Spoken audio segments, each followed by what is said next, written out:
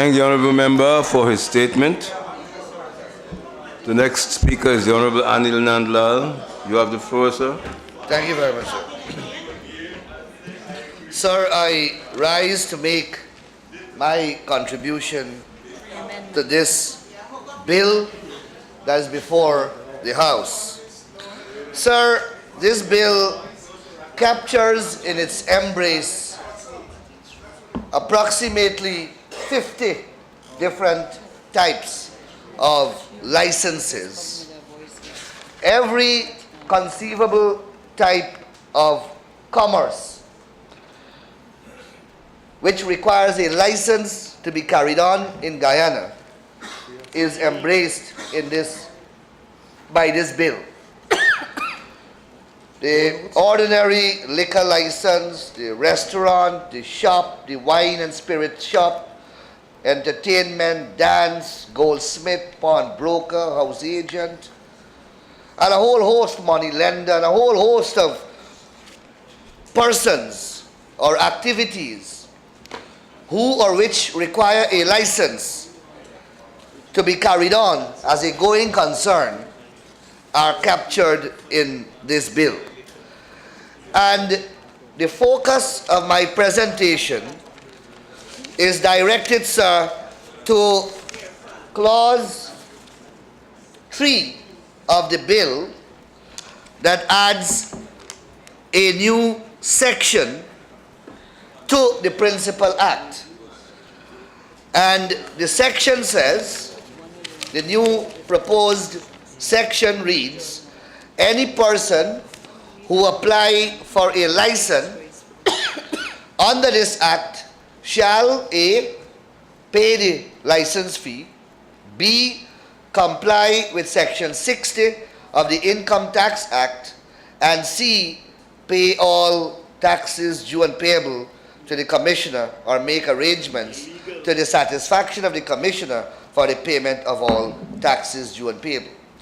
So the 50 type of licenses to which I have made reference will only issue if these conditionalities are satisfied, which includes complying with section 60 of the Income Tax Act and the requirement of payment of all taxes outstanding, as well as, or alternatively, an arrangement with the Commissioner General to pay off all taxes.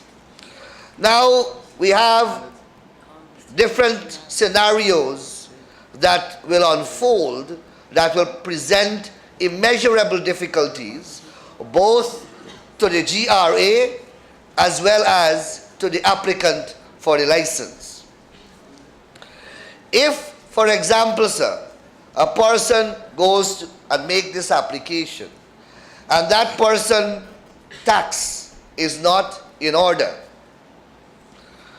that person may own a hotel, that person may own a restaurant, that person may own a big entertainment center, all going concerns. Millions and millions, yes, sleeping too.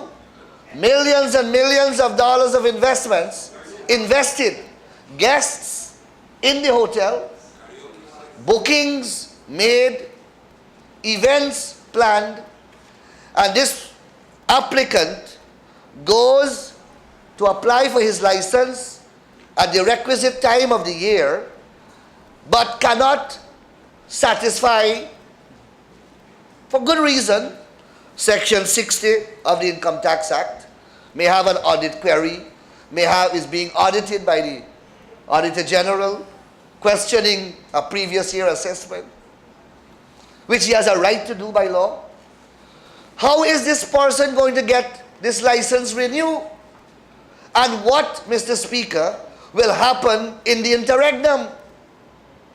Will he have to shut his business down while he sorts out a legitimate process, which is to object to his assessment and appeal it by using the statutory measures in the Income Tax Act, go to the Tax Appeal Tribunal, etc., all legitimate measures, and he's prepared to explore those measures. He's not violating the law.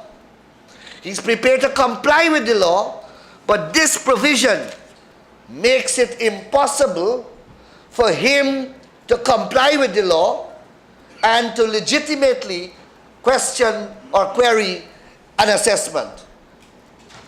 He is, by this law, coerced to enter into an arrangement to the satisfaction of the commissioner to pay off all the tax. This defeats his right to question an assessment. And that's the first hurdle, legal hurdle, that the Honorable Minister will face in the implementation of this. And as I said, what happens to the business as a going concern? Would the man or the woman or the company have to abruptly close his operations?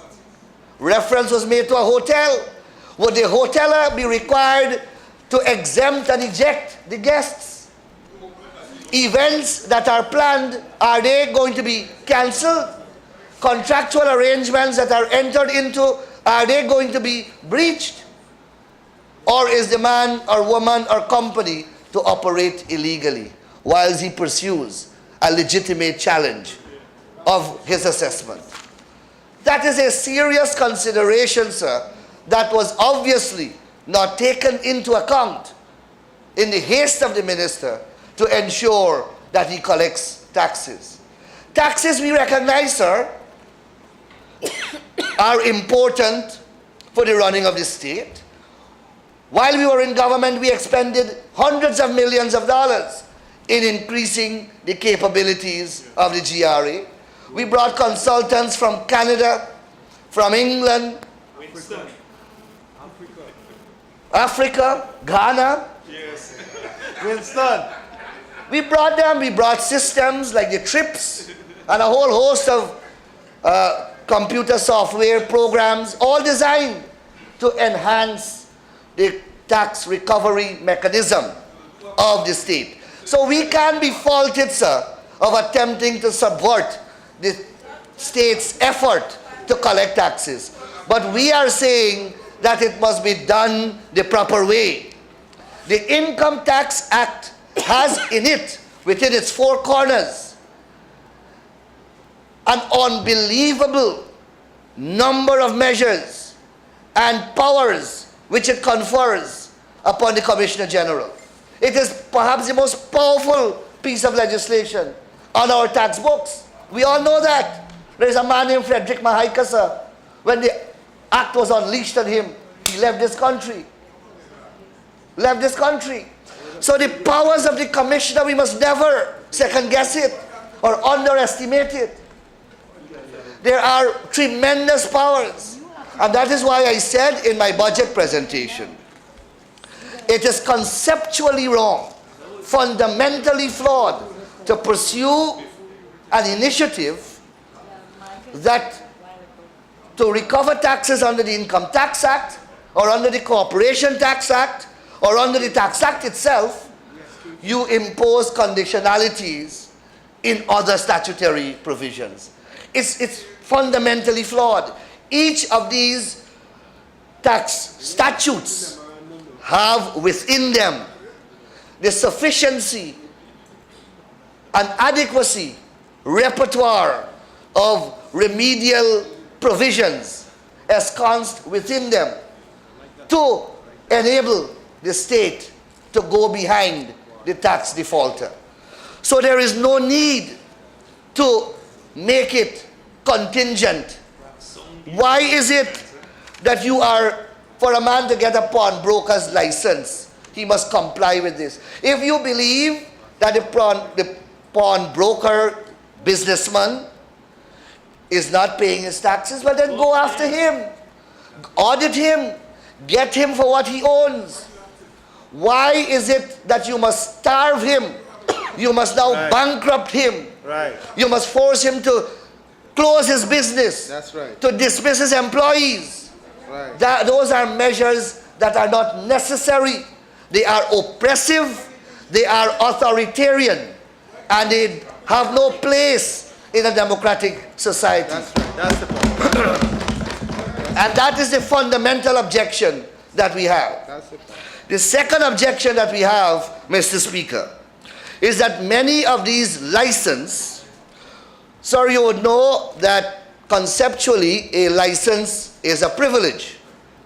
But license that carries with them or with it an economic activity is no longer a privilege, and it is considered in law almost a right, because it has proprietary interest attached to it. So, a gun license, for example, to a person who requires it for his personal safety, has a different value in law than a gun license to a hunter, because he earns from it. A driver, a hire car license has in law a different value to a private car driver than it is to a taxi car driver, because the taxi earns from that license. All these licenses, the hotel license, the shop license, and pawnbrokery, the house agent, and all the repertoire of licenses to which I have made reference, they all have that economic right and value attached to them. They are all intricately entwined with the person's right to work.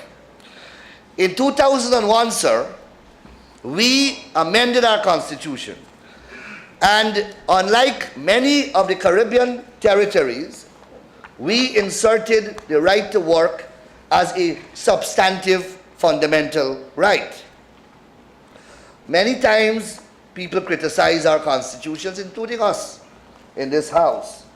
But, sir, upon an objective and dispassionate examination of constitutions throughout the Caribbean, the Guyana Constitution stands tall in many, many respects and dwarfs the other constitutions. No other constitution in the Caribbean has as a substantive fundamental right the right to work. It is contained in the other constitutions, but in the preambulatory sections as declaratory principles. We changed that from the 1980 Constitution, and we made it a fundamental right to work in 2003. And if you look at the Constitution itself, it has the marginal note. Number 10 of 2003 means, Act number 10 of 2003, right to work. And this is what we provided. No person shall, Article 149A, no person shall be hindered in the enjoyment of his or her right to work, that is to say, the right to free choice of employment. I repeat, no person shall be hindered in the enjoyment of his right to work. When you impose the requirement, I'm speaking above you, you're sitting. When we impose, sir, conditionalities that will affect a person's right to work, if he requires a license and we attach to that license that is entwined in his right to work additional burdens that can be considered, using the language of the Constitution, hindering him in the enjoyment of his right to work, we will face the argument that this bill and this requirement in the bill violates the person's constitutional right. In my budget presentation, I made reference, sir, to cases that were pending in the court. Analogous situation. That was under the Income Tax Act. This is under the Tax Act.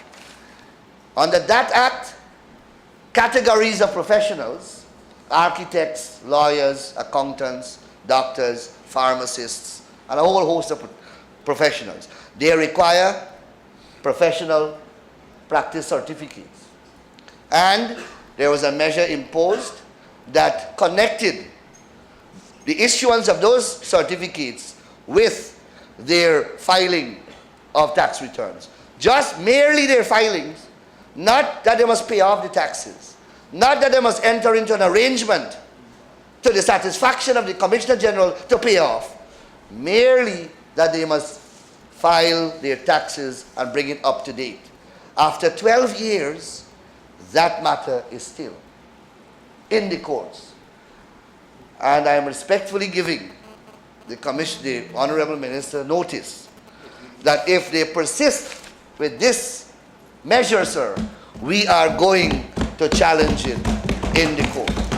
Those are my few remarks, sir. I thank you very much.